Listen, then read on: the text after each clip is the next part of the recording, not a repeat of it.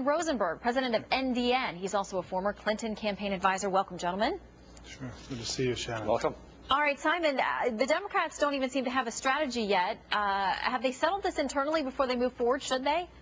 I think what it looks like the Democrats are going to do is bring up a vote during the lame duck for the tax cuts up to $250,000 of people's incomes. It means that everybody in America gets a tax cut up to $250,000. What they're not going to do is bring up a vote for the tax cuts at the higher levels of income, because the Democrats just don't believe we can afford it in this time of economic trouble and high deficits. This is responsible fiscal policy, smart economic policy. I think it's the right thing to do. But if they don't have the votes to get that done, do they go ahead and push forward, let it fail, and then let everyone have a tax increase January 1st, Simon?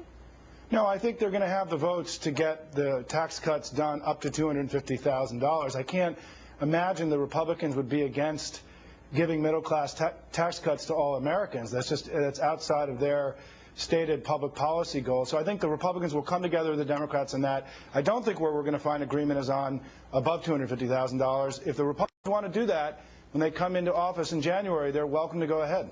Jason, is this a game of Senate chicken? Well, I suppose. You know, we had an election a couple of weeks ago, and it seems to me that our friends on the left did not hear the voters. They are thwarting the will of the people. The tax cuts were in the debates. You know, you talk about middle-class tax cuts for everyone. That's a bit of an oxymoron. We're talking about tax cuts for everyone. If you take a look at those tax cuts above $200,000 or $250,000, 48% of the income that would be taxed in the Democrats' plan would go to small business, subchapter S, LLC.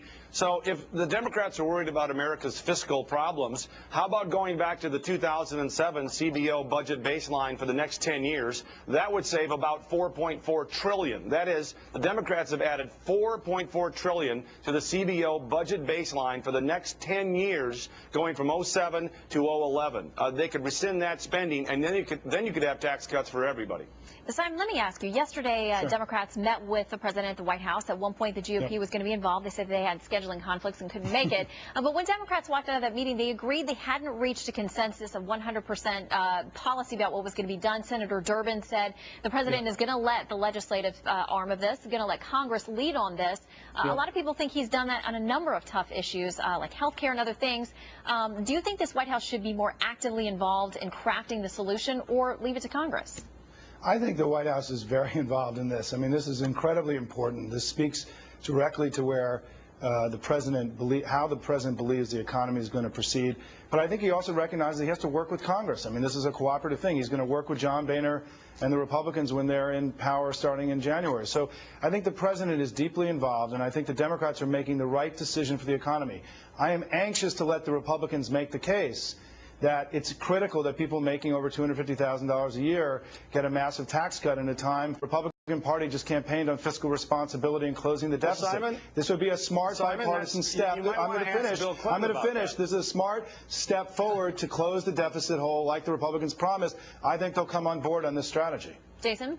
You know, it's funny. If what would cost the Treasury more would be to extend the middle-class tax cuts than the upper-income tax cuts. So if Simon and the Democrats are really concerned about balancing the budget and fiscal austerity, you wouldn't extend the middle-class tax cuts. That's going to cost the Treasury more. So please, let's get off that. I need to be clear. I didn't say that. Let me finish, Simon. I didn't say that. Let me finish. Yeah. Bill Clinton cut capital gains cuts for the wealthy because he understood what it took to grow the economy. Nobody, supply-side or Keynesian, nobody advocates raising taxes in the middle of a recession or an anemic recovery on the big producers of this economy. Not even Bill Clinton. Guys, let's just, can I just finish, Shannon, very quickly? Sure. Look, in the 1990s, we raised taxes on wealthy people and had the biggest economic boom in American history. We went from deficits to surpluses. Median income went up. In the Bush era, we cut taxes on wealthy people.